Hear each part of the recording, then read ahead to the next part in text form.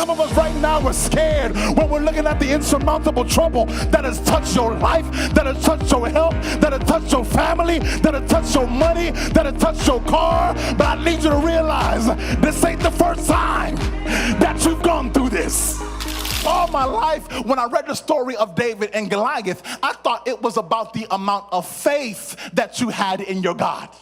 And if you had faith enough, then God would be able to take care of the giants in your life. But when I read this text and I found out that Goliath was from Gath, I realized that Saul was afraid of nothing. Okay, I'm gonna come meet you. Come on, somebody. I realized at this moment when I found out that Goliath was from Gath, that Saul did not need faith to beat him. He just needed facts to beat him. Okay, what do I mean? If you're a good Bible student, you will realize that these people that are from Gath are people by the name of Anakim. Somebody say Anakim.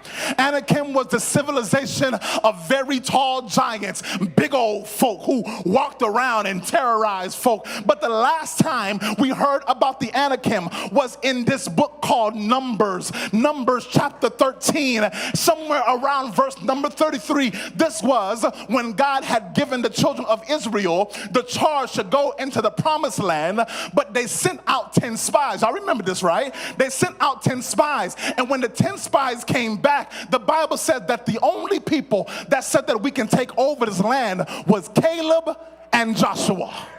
But everybody else, when they came back with the report, listen to what they said. They said that we have searched the land and we are like grasshoppers in their eyes. I remember that. Come on, somebody. In other words, the very people that they were looking at were Anakim. In other words, family, please follow with me and to understand why I'm so excited on this point. Because the last time we heard about Anakim, it was a whole civilization of giants, and the people of God were scared to take over the land because they thought to themselves that these people are bigger than us, so much so we're like grasshoppers in their eyes.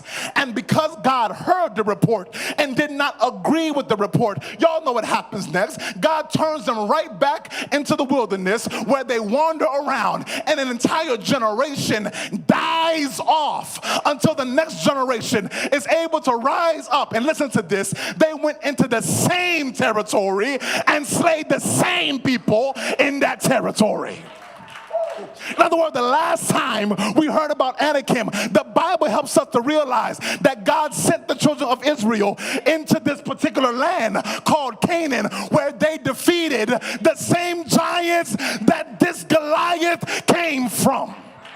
And when you look at it from that perspective, you'll realize the last time the Israelites was in this situation, they had a whole group of giants, but this time they're only faced with one giant, which literally means that the person who's at a disadvantage is actually Goliath. So Saul is looking at the size of Goliath, not realizing that this ain't the first time that we've been through the same mess before. This ain't the first time that we faced giants before. This ain't the first time that we had distress before. Because the last time that we saw giants, God gave all of us the ability to destroy them.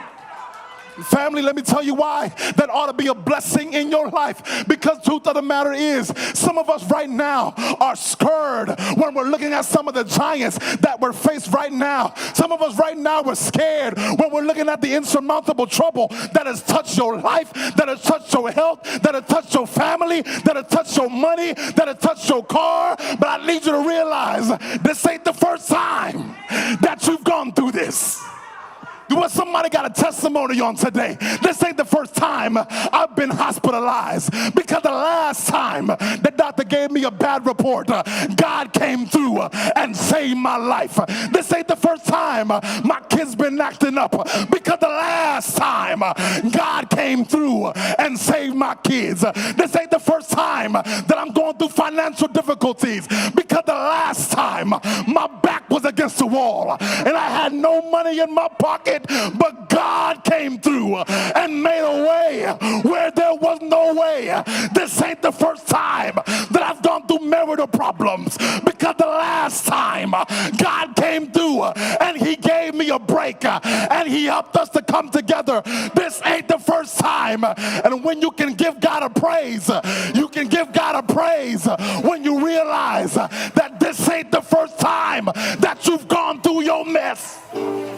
Some of y'all looking at Helene all devastated, but some of y'all old enough to know that there were plenty of hurricanes. There was one hurricane in Florida in 1992 by the name of Andrews. Come on, somebody. And Andrews terrorized the place and took down so many houses, but I'm still standing to tell the story. There was another hurricane that took out folk in Texas, but I'm still standing to tell the story. This ain't the first hurricane that came through North Carolina, but you're still standing to tell the story. How many people can look at their situation and realize this ain't the first time?